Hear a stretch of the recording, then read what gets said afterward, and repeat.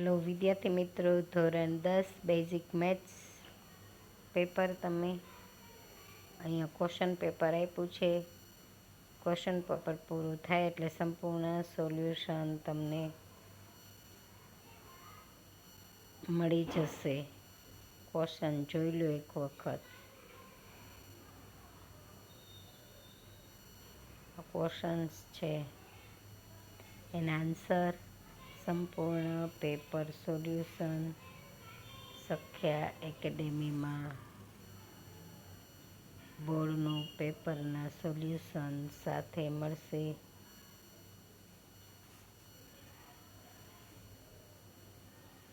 વિભાગ બી બીના ક્વેશ્ચન્સ જોઈ લો.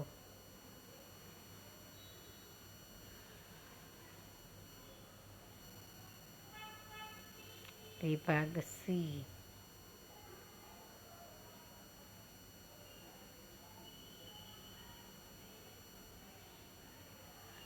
Question paper છે, તમને આન્સર પેપર ગણતરી સાથેનું બતાવો. ક્વેશ્ચન્સ જોઈ લો તો આન્સર ખબર પડે.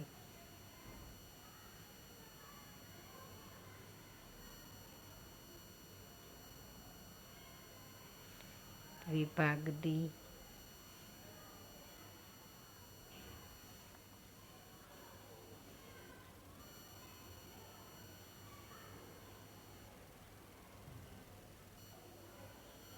ચાલો મિત્રો, વિભાગ એ એનો 1, 2, 3, 4, 5, 6, 7 બધા ક્વેશ્ચન જોઈ લો. આન્સર આપેલા છે. ક્વેશ્ચન પેપર આગળ હતું એના.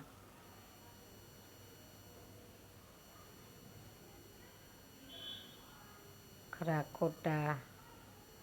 18માંનો જવાબ અસંખ્ય, 19માંનો 0.35, 20 3 થી 5 અને આ સૂત્રવાળા ચારે. ત્યારબાદ તમે વિભાગ બી અવયવ પાડો. 25મો પ્રશ્ન, 26નો જવાબ 27 - 4. 28મો ADN આપેલું છે અને 20મું પદ 97. 28ની અંદર તમને ADN આપેલું છે અને 97. 29માં ADAN આપ્યું છે ને SNનું સૂત્ર, પહેલું પદ અને અંતિમ પદ. અહીંયા તમને 3:1નો ગુણોત્તર x1 x2 y1 y2 એટલે ગુણોત્તરવાળું સૂત્ર. કિંમત મૂકો એટલે એનો જવાબ આવશે 7, 3. 31મો પ્રશ્ન મધ્યબિંદુવાળો છે એટલે x1 x2 છેદમાં 2 y1 y2 કિંમત મૂકી દો એટલે 2 અને -3. 32માની અંદર સાઇન સ્ક્વેરનું સૂત્ર મૂકી દો, 1 - cos સ્ક્વેર. cos સ્ક્વેર અહીંયા માઇનસ માઇનસ પ્લસ થઈ જાય એટલે 2 cos સ્ક્વેર. 33ની અંદર કિંમત જ મૂકવાની છે. કોઠો તમે યાદ રાખ્યો હોય તો સાદું રૂપ આપો એટલે 3ના છે. મોસ્ટ ઓફ દાખલા તમને આ બધા જ કરાવી દીધેલા છે. જો તમે ધ્યાનથી 2-3 વખત તમે ગણેલા જ છે. IMP દાખલા જ બોલેલા હોય એ જ પૂછેલા છે. 35માં આપણે 4 લેતા એની જગ્યાએ 6 આપ્યા. 6નો વર્ગ 36, 36 ગુણ્યા 6 સમઘનનું કુલ પૃષ્ઠફળવાળું સૂત્ર. 36મો લંબેનમાન રોડવાળું સૂત્ર તમને યાદ કરાયું હતું, યાદ હોય તો. એના ઉપરથી L શોધવાનું છે. કિંમત મૂકીને સાદું રૂપ આપો H4ની. ઝેડની અંદર L + F1 - F0 ને છેદમાં સૂત્ર મૂકીને કિંમત 52. બે વિભાગનું સોલ્યુશન થઈ ગયું. હવે આપણે વિભાગ સીનું સોલ્યુશન જોઈએ. વિભાગ સીમાં 38મો પ્રશ્ન x ને y કબૂતરને ગાયની સંખ્યા ધારી લ્યો. પછી સમીકરણ બને આંખોની સંખ્યા બંનેની 2 હોય એટલે 2x + 2y = 120 અને પગ ગાયના 4 કબૂતરના 2 એટલે 2x + 4y 180. બે સમીકરણનો સાદુરૂપ આપો એટલે x અને yની કિંમત મળે. 39મો પ્રશ્ન લોપની રીત છે. પહેલા સમીકરણને 3 વડે ગુણીએ એટલે x = 19/5 અને xની કિંમત મૂકી દો એટલે y = 6/5. ચાલો 40માં S7 અને S17 બેની કિંમત આપ્યું છે અને S20 જોઈએ છે એટલે બે સમીકરણ મેળવશું અને બંનેનું સાદુરૂપ આપશું એટલે D અને A અહીંયા મળશે. પછી S20 માટે 19નું સૂત્ર.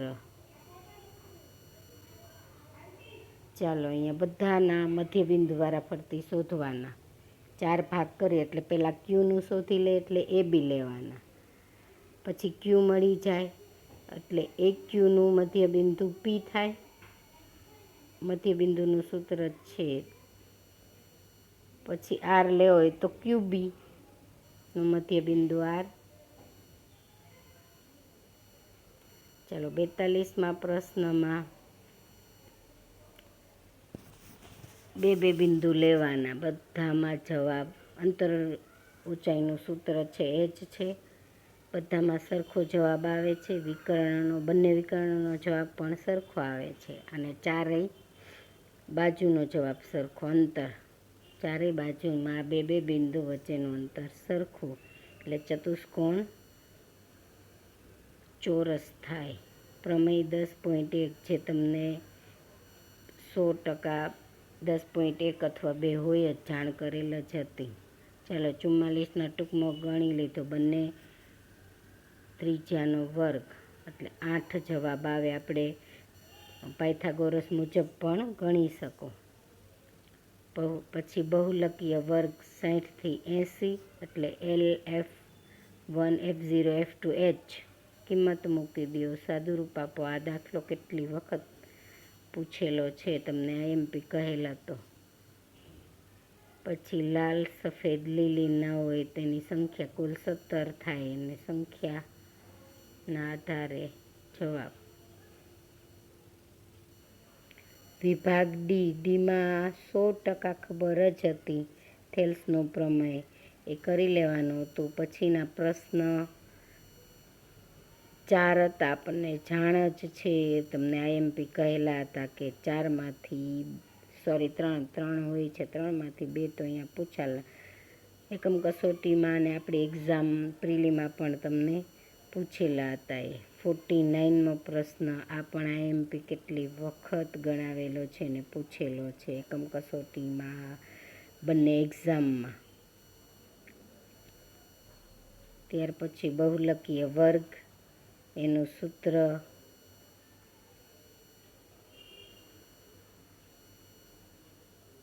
ત્રેપન. અવિભાજ્ય સંખ્યા કુલ પાસામાં 1 થી 6 એમાં અવિભાજ્ય 2, 3, 5, 2, 6 વચ્ચે અને 7 તો મળે જ નહીં. 6 જ મળે એટલે અશક્ય એટલે શૂન્ય. 54માં 4 પ્રશ્નનો જવાબ અહીંયા આપેલો છે. ચાલો 50 નંબરનો પ્રશ્ન. એમાં એક AN છે ને એટલે પોઈન્ટવાળું છે એટલે થોડુંક તમારે ધ્યાનથી ગણવાનું હતું. બાકી પ્રશ્ન તો સહેલો જ છે. N = 10 આવી જાય છે. 51ની અંદર બે રીતે તમે પ્રશ્ન ગણી શકો. આ રીતે અને આપણે ગણીએ છીએ એ રીતે પણ ગણી શકો. 52ની અંદર CF શોધી અને મધ્યસ્થ વર્ગ 74, 77 લઈ સૂત્રની અંદર કિંમત અહીંયા મૂકી દીધી. ચાલો સંપૂર્ણ સોલ્યુશન પ્રશ્નપત્ર સહિત અહીંયા આપેલું છે. સખ્યા એકેડેમીમાં બધા જ વિષયના પેપર સોલ્યુશન સાથે છે. તો ચેનલને લાઈક કરો, સબસ્ક્રાઈબ કરો અને તમારા મિત્રોને શેર કરો. Thank you.